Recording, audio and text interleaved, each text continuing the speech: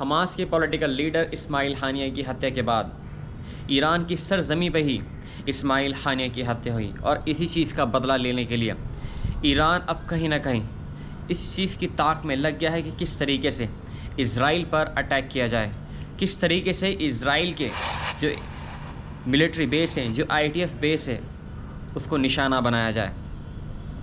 और कहीं ना कहीं इस चीज़ की और मजबूताई करने के लिए ईरान ने अब इसके बाद में रूस से एक कॉन्ट्रैक्ट साइन किया है, जिसमें ज़मीन से हवा में मार करने वाली एयर डिफेंस सिस्टम S-400 का उसने सौदा किया है। और इसके बाद में 15 साल के बाद ऐसा हुआ है कि रूस ने ईरान को अपना जो एयर डिफेंस सिस्टम है वो दिया है। मतलब जो रूस के जो वेपन्स हैं वो ईरान को बेचे गए हैं। ईरान को ये जो वेपन्स हैं S-400 एयर डिफेंस सिस्टम, ज़मीन से हवा में मार करने वाली, यानी अगर आसमान के अंदर कोई मिसाइल अगर किसी दुश्मन की तरफ से आ रही है वो उसको हवा में ही मार गिराएगा। जिस तरीके से इज़राइल का जो एयर डोम काम करता है, जिस तरीके से वो जो पूरी उसने हिफाजत कर रखी है पूरी इज़राइल की एयर डोम सिस्टम, इस तरीके से S-400 एक रूस का एक एयर डिफेंस सिस्टम है जो ज़मीन से हवा में मार करने वाली एक मिसाइल छोड़ता है और हवा में ही उसको मार गिराता है दुश्मन की मिसाइल को। इसके बाद में पाकिस्तान से भी कहीं ना कहीं ईरान की बात चल रही है न्यूक्लियर सबमरीन मिसाइल के लिए। शाहीन 3 इस मिसाइल का नाम है। ईरान अब ज़्यादा और ताकतवर होना चाहता है और ज़्यादा उसने अपने जो प्रॉक्सीज़ हैं वो बढ़ा रहा है आहिस्ता आहिस्ता। जिस तरीके से हूतीज़ हैं, जिस तरीके से हमास है और इसके बाद में हिजबुल्लाह की तरफ से अब बराबर अटैक किए जा रहे हैं। 7 अक्टूबर के बाद से 10 महीने से भी ज़्यादा ये वक्फ़ा हो चुका है और इसके बाद में पहले से कहीं ज़्यादा और अटैक इज़राइल पर बढ़ चुके हैं। पहले हमास की तरफ से ही अटैक होते थे, लेकिन अब इसके बाद में जो अटैक अब हो रहे हैं वो लेबनान की तरफ से भी हो रहे हैं और अब इज़राइल ने लेबनान पर भी पूरी तरीके से शिकंजा कसना शुरू कर दिया है। अब लेबनान से भी वहाँ के जो सिविलियंस हैं, वहाँ के जो आम नागरिक वो अपनी जान की हिफाजत के लिए अब कहीं ना कहीं देश छोड़ने की तैयारी करने लगे हैं। लेकिन इस सब के बावजूद जो अमेरिका, जो इज़राइल का एक मेन अलाय है, उसने फुल भरोसा दे दिया है इज़राइल को कि वो हर हाल में इज़राइल की मदद करेगा।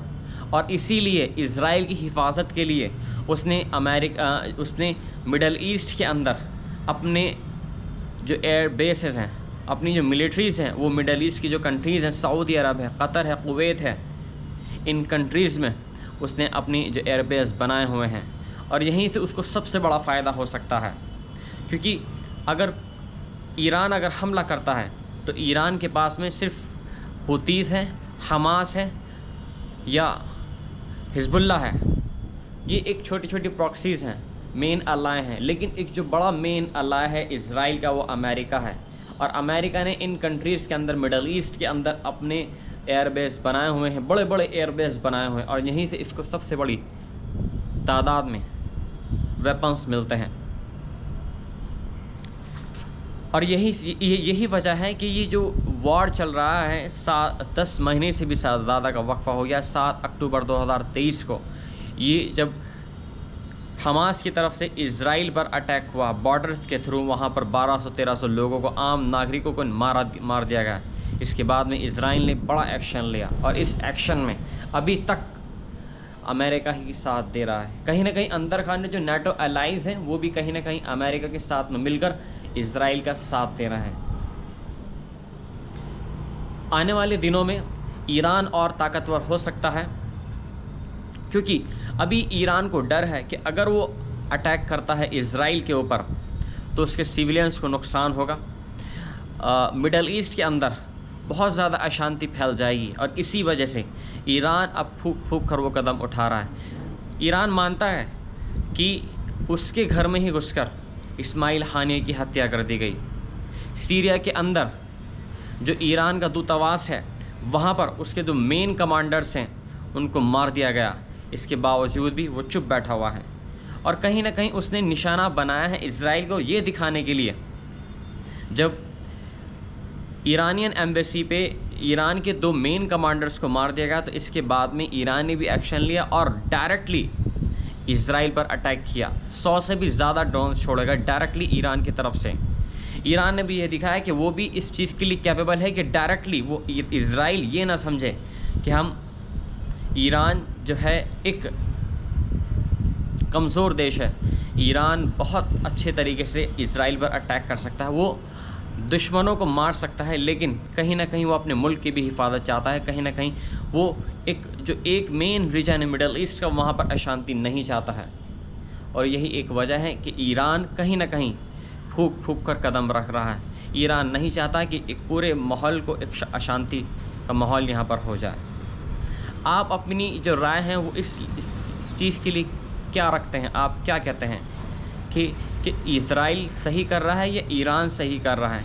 देखिए, मेरा मानना तो यहाँ पर यह है कि इजराइल अभी तक जिस तरीके से खून खराबा ये हो रहा है, ये बहुत गलत हो रहा है। दोनों ही साइड से, इजराइल की तरफ से भी और फ़िलिस्तीनियों की तरफ से भी, दोनों ही जगहों से कुछ उनके मारे जा रहे हैं तो ज़्यादा ये फ़िलिस्तीनियों के मारे जा रहे हैं। लेकिन 7 अक्टूबर का जो ये वाक़या हुआ है, खून जेनोसाइड हुआ है, ये बहुत ख़राब हुआ है हमास की तरफ से। इसमें कौन मर रहा है? इसमें आम नागरिकों मारे जा रहे हैं, बेगुनाह बच्चे, औरतों को मारा जा रहा है। आप अपनी राय मुझे कमेंट्स में दीजिए और बताइए कि आने वाले दिनों में कि किस तरह के हालात हो सकते हैं।